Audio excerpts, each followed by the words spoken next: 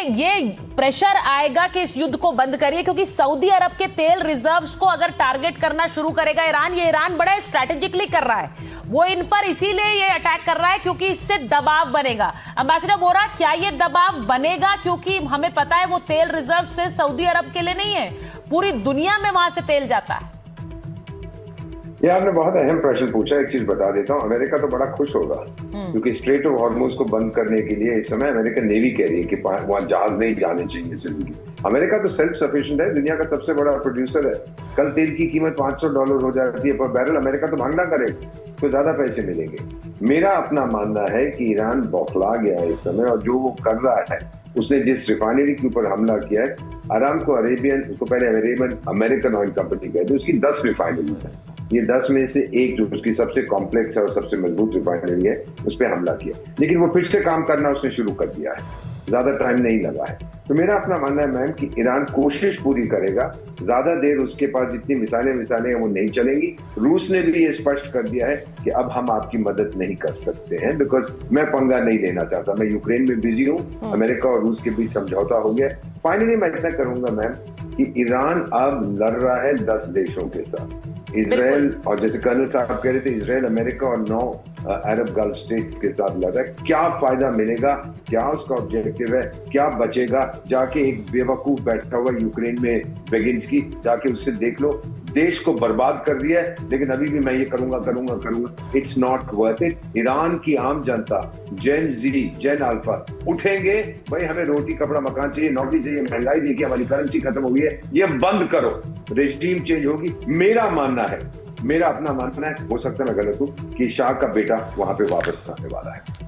आप ये कह रहे हैं कि शाह पहलवी वापस आने वाले हैं, ये बड़ी बात है, यही अमेरिका चाहता है, वहां पर एक रेजिम चेंज हो, ये बार बार वो कहता आया है। लेकिन सवाल ये भी है कि अमेरिका तय करेगा हर देश का भविष्य, अमेरिका तय करेगा वहां पर कौन बैठेगा सत्ता पर, ये भी इंपॉर्टेंट है एम्बेसडर बोरा, क्योंकि अगर ये होने लगे तो संकट किसी भी देश के दरवाजे तक आ सकता है। अमेरिका क्यों ये निर्णय लेगा, सवाल ये भी है। मैं एक बार जरा ये भी बताना चाहती हूं कि कैसे इस पूरे जो हमला हुआ खमनई पर, उसके बाद एक खबरी को ढूंढा जा रहा है। वो खबरी जिसने जानकारी पहुंचाई है, वो खबरी जिसने ये जानकारी पहुंचाई, खमनई की हर हरकत पर अमेरिका ने नजर रखी हुई थी। अब ये CIA और मोसाद का एक मिलकर ऑपरेशन था। खमनई कहां रहते हैं, किन लोगों से मिलते हैं, खतरे में कहां छिप सकते हैं, इसकी जानकारी जुटाई गई थी। अब खबरी नेटवर्क से खमनई की बैठक की भी खबर पता चली, बंकर में वो रह रहे हैं ये भी पता चला, खमनई बंकर से बाहर आए इसकी जानकारी जुटाई गई, और खमनई के करीबी समूह में जो मोसाद के एजेंट्स हैं, क्या उन्होंने इन्फिल्ट्रेट कर लिया, हर हरकत पर एक तरह से नजर रखी हुई थी। CIA और मोसाद से ने मिलकर यह काम किया। अब ईरान में उन लोगों को ढूंढा जा रहा है जिन्होंने ये जानकारी पहुंचाई होगी कि खमनई कब बंकर से बाहर आएंगे, कब उनको टारगेट किया जा सकता है। देखिए, ये ऐसी एजेंसीज हैं जो जिस तरह से काम करती हैं, एम्बेसडर बोरा यहाँ बैठे हैं, वो तो बेहतर बता सकते हैं, लेकिन कॉमोडोर बताइए जरा, ये एक इतना क्लोजली इन्फिल्ट्रेट कर लेना, वो खबरी जो कि इतना पास पहुंच गया, वहां ढूंढ रहे हैं कि कौन है वो। सबसे बड़ी बात आती है कि इतने बड़े इंटेलिजेंस ऑपरेशन करने के लिए पैसा चाहिए होता है, बजट चाहिए होता है। आपको मैं एक छोटा सा एग्जांपल देता हूं। मोसाद का बजट ऑफिशियली $3 बिलियन है, लेकिन अनऑफिशियली $10 बिलियन है, यानी कि जितना पाकिस्तान का पूरा डिफेंस बजट नहीं है, $9 बिलियन, उससे ज्यादा मोसाद के ऊपर खर्चा होता है हर साल। आपको 1972 का म्यूनिक ओलंपिक्स के बारे में तो पता ही होगा, और आपको यह भी पता होगा कि किस तरीके से वो इन्फिल्ट्रेट करते हैं। और यहां पे तो यहूदी बहुत भारी संख्या में, कहते हैं 20 से 25 हजार के करीब यहूदी ईरान के अंदर मिनिमम रहते हैं। और अमेरिका जो CIA ने भी इसमें मदद की है, और CIA जब मदद करता है वहां पे भी $100 बिलियन प्लस बजट जो है वो CIA, मिलिट्री इंटेलिजेंस और साथ में नेशनल इंटेलिजेंस पे आता है। और ये नेटवर्क इतना इन्फिल्ट्रेट पेशेंटली करता है। और ये अटैक जो होना था, वो अटैक इवनिंग का प्लान किया गया था, मॉर्निंग का नहीं था, लेकिन जैसे ही इनपुट्स रिपोर्ट्स मिले कि ये इंपॉर्टेंट मीटिंग ऑफिशियल्स के साथ सुबह होने जा रही है,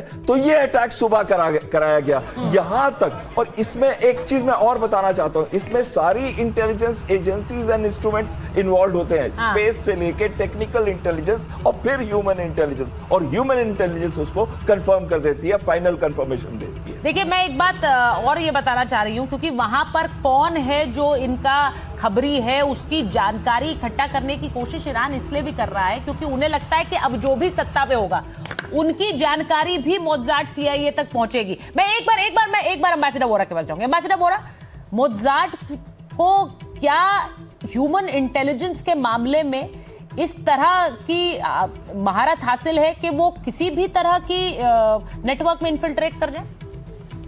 क्योंकि इजराइल अगर आज तक जिंदा है वो अपनी इंटेलिजेंस एजेंसीज के कारण है। हाँ। पर दुनिया में सबसे ज्यादा टारगेटेड असैसिनेशन इजराइल ने किया है। वो जो चाहते हैं ईरान के कितने न्यूक्लियर साइंटिस्ट को मार। मेरी आपसे राय है, एक किताब पढ़िएगा, मेरे मित्र रोनन बर्गमैन ने लिखी है, राइज एंड किल फर्स्ट। उठिए और पहले मारिए। ये किताब लिखी है मोसाद के बारे में, किस तरह से वो घर में घुस के ईरानियन न्यूक्लियर साइंटिस्ट को मारते हैं, ईरानियन जनरल्स को मारते हैं। ये उनकी सर्वाइवल के लिए बहुत जरूरी है मैन, और वो उसमें माहिर हैं। और मैं आपसे गर्व के साथ कहता हूं, हमारी अपनी एजेंसी भी अब बहुत माहिर हो गई है इस काम में। मैं एक बार जरा ये भी बताना चाहती हूं कि जो हो रहा है उसके बाद प्रधानमंत्री नरेंद्र मोदी ने सऊदी क्राउन प्रिंस से भी बात की है। ये बड़ी खबर है कि मोहम्मद बिन सलमान से प्रधानमंत्री नरेंद्र मोदी ने बात की है। और ये जानकारी इसलिए बताना जरूरी है क्योंकि भारत में जो भारतीय वहां रह रहे हैं उनकी भी सिक्योरिटी को इंश्योर करना। बहरीन के किंग से भी प्रधानमंत्री नरेंद्र मोदी ने बात की है। दोनों ही जगह हमले किए हैं ईरान ने। सऊदी अरब ने भी हमला किया है और इसी के साथ बहरीन में भी अटैक किया है। तो प्रधानमंत्री नरेंद्र मोदी ने दोनों ही देशों में बात की है और भारतीयों की सुरक्षा के लिए ये इंपॉर्टेंट है। इसी के साथ मैं आपको बताऊं दैट एनडीटीवी इंडिया पर नेतन्याहू का पहला बयान आ रहा है। एनडीटीवी से बात की है बेंजामिन नेतन्याहू ने। ये बड़ी खबर आपको बता रही हूं। पीएम मोदी ने कल फोन पर बात की थी और अब बेंजामिन नेतन्याहू का पहला बयान आ रहा है। समर्थन के लिए पीएम मोदी का धन्यवाद दिया है। एनडीटीवी पर Yes, I spoke. How was the meeting, sir? I spoke to our great friend, Prime Minister Narendra Modi. Spoke to him at length yesterday.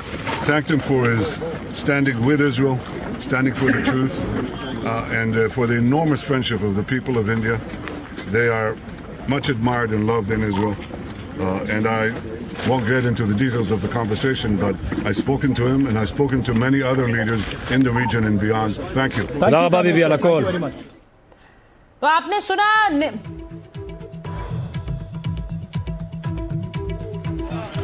I spoke to our great friend, Prime Minister Narendra Modi. Spoke to him at length yesterday. Thanked him for his standing with Israel, standing for the truth, and for the enormous friendship of the people of India. They are much admired and loved in Israel. And I won't get into the details of the conversation, but I've spoken to him and I've spoken to many other leaders in the region and beyond. Thank you. Thank you very much. तो समर्थन के लिए प्रधानमंत्री नरेंद्र मोदी का धन्यवाद दे रहे हैं Benjamin Netanyahu. ये इस वक्त की बड़ी खबर है। एनडीटीवी से बातचीत करते हुए इजरायली प्रधानमंत्री कह रहे हैं कि हमारे मित्र नरेंद्र मोदी ने हमारा समर्थन किया है, उसके लिए धन्यवाद है। अब देखिए, इस पर भी राजनीतिक प्रतिक्रियाएं होंगी, इसमें कोई दो राय नहीं है, लेकिन बेंजामिन नेतन्याहू कह रहे हैं समर्थन के लिए धन्यवाद। अब इस समय पर एनडीटीवी से एक्सक्लूसिव बातचीत उन्होंने की है। भारत में इस वक्त एक हाई अलर्ट है, जो गृह मंत्रालय ने हाई अलर्ट जारी किया है। उन्हें लग रहा है कि जो मौजूदा स्थिति है, क्योंकि यहां पर भी बहुत सारे लोग समर्थन में, ईरान के समर्थन में प्रदर्शन कर रहे हैं, उसका सीधा मतलब ये है कर्नल सिंह, इसका सीधा मतलब ये कि आज गृह मंत्रालय ने कहा कि किसी तरह का कोई हमला भी हो सकता है इसकी आड़ में, तो बहुत ज्यादा अलर्ट रहने की जरूरत है। और इस सब के बीच नेतन्याहू धन्यवाद भी दे रहे हैं। देखिए, इसी को बोलते हैं सेंसिबल स्टेप। जहां पर गैदरिंग्स होंगी, जहां पर सेंटिमेंट्स हाई चलेंगे, वो एक बड़ा ल्यूक्रेटिव टारगेट होता है टेररिज्म का, कि आप वहां पर एक छोटी सी प्रॉब्लम क्रिएट करिए, पूरी दुनिया में हो जाएगा। देखिए जी, श्रीनगर के लाल चौक पर ब्लास्ट हुआ है, वगैरह वगैरह। सबसे बड़ी बात यह है, क्योंकि मैं बहल सर से आज काफी नाराज हूं कि उन्होंने मोसाद के बजट को पाकिस्तान से कंपेयर कर दिया। Oh my God sir, Mossad बहुत बुरा फील करेगा। आ गई तीसरी बात, जहां पर इंटेलिजेंस की बात चल रही है। पिन पॉइंट इंटेलिजेंस इजराइल की एग्जिस्टेंस का उसके पैदा होने का सवाल है, उसके जमीन पर रहने का सवाल है, और इसका ऑफिशियल एक्नॉलेजमेंट IRGC ने किया है कि उनकी स्टेटमेंट आई है कि हम ढूंढ रहे हैं कि कौन है। बता दूं